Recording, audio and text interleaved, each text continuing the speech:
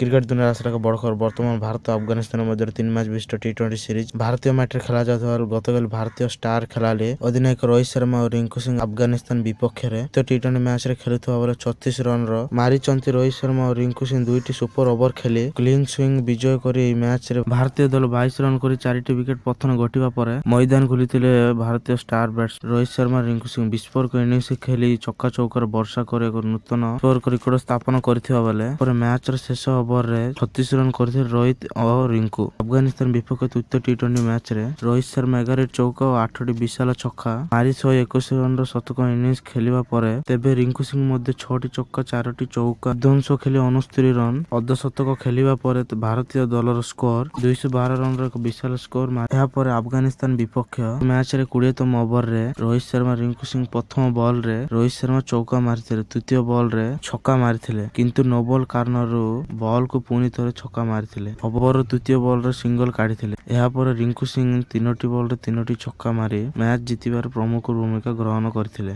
Bharat Afghanistan.